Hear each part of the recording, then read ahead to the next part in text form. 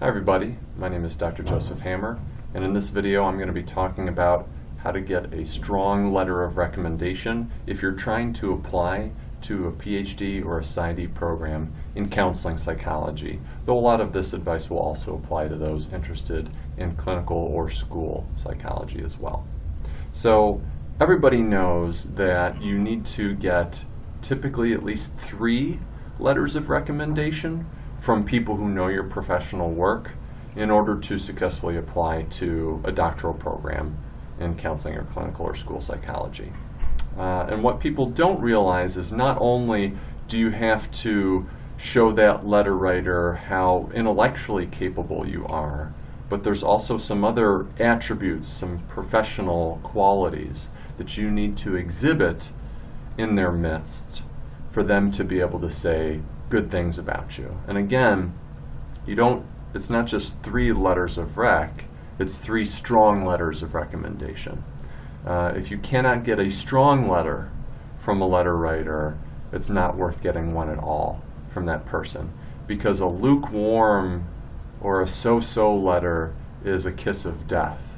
When I'm looking at applications of students to our doctoral program, and I read a letter and it only has lukewarm or tepid support for a student, that tells me that this letter writer doesn't have a very strong opinion of this person. So a neutral letter is actually a bad letter in disguise. So you need to give a strong showing in that research lab or that classroom or that internship, wherever you know this letter writer, so that they can write you a strong letter of recommendation. So I cannot stress that enough. And literally, when you approach somebody and ask for a letter of recommendation, you're saying, hey, Dr. X, would you feel comfortable writing me a strong letter of recommendation for PhD programs? You know, you can literally ask to see if they feel comfortable bringing that strong letter, because it's really what you need. What are those qualities? So beyond being a smart and sharp person, what are those things that you want to demonstrate? And the reason why I'm making a whole video about this and bothering to emphasize this point is that sometimes these qualities, they get lost. Students kind of forget, oh yeah, I can't forget not to do these things too, because this stuff can influence a person's willingness to write you a strong letter, and it may influence the type of things they say about you. And so you want to be on top of that. So the first thing is the professionalism of your written and oral communication. So when I'm working with, say, master's students, and maybe I have them in a class, or they're a member of my research team, or I'm supervising them in a clinical capacity, one of the things I'm paying attention to is, are they professional in how they communicate with me, verbally and over email, and in written assignments or other written materials that they submit to me. Because sloppy writing, if it's got to be APA style that does not follow APA style, emails that are very terse, or they don't address me as Dr. Hammer at the start of the email and sign off with their name, or don't use correct punctuation or grammar, or use text speak, all of those things do not contribute to you coming across as professional. So it's important to be formal and professional in your communication, because when you get sloppy with that, it gives your overall personhood. You kind of come across generally as sloppy to the letter writer, and you don't want that. Another thing is your interpersonal style, and this encompasses a lot of stuff, and I will say that this is very important in counseling psych in particular, because counseling psychologists generally pay a lot of attention to how you carry yourself as a person and how you relate to the people around you, because not only are we training scientists, if you're going to a scientist practitioner program, which is our most PhDs, not only training scientists, but we're training practitioners. And one of the things we know about being a good therapist is that you're able to show warmth and compassion and interpersonal awareness. And so that's some of the makings of a good therapist. And so we're looking for those qualities and how you come across. So even outside of the therapy room, the ways in which you interact with us, the way we see you interacting with folks on our research team, with the staff in our department, with fellow students in your class, we're always kind of taking informal mental notes about how warm are you coming across, are you showing compassion and respect for the people around you, are you aware of how much space you take up in the room? You know, some people tend to be more talkative and more boisterous or extroverted than others, and for those folks they have to be mindful that they don't take up too much space or talk over other people or be argumentative with people. They have to make sure that they take up their appropriate amount of space and make their contributions and share things, but they are also encouraging and facilitative of the people around them to join that conversation, to offer their perspective. They solicit the people around them's opinion and show that they genuinely care about other people. Another piece of this is that they're not competitive. In fact, they're teamwork oriented. Because I know in undergrad, in some environments, there's sort of this incentive to compete with each other and be kind of cutthroat, but that's generally not a healthy behavior once you get to master's and doctoral level work, especially in counseling psych. Grad school is stressful enough as it is. This work is tough, and you don't need to add additional stress to that by competing with each other or cutting each other down. We want to work with people who help lift each other up and support each other through this process.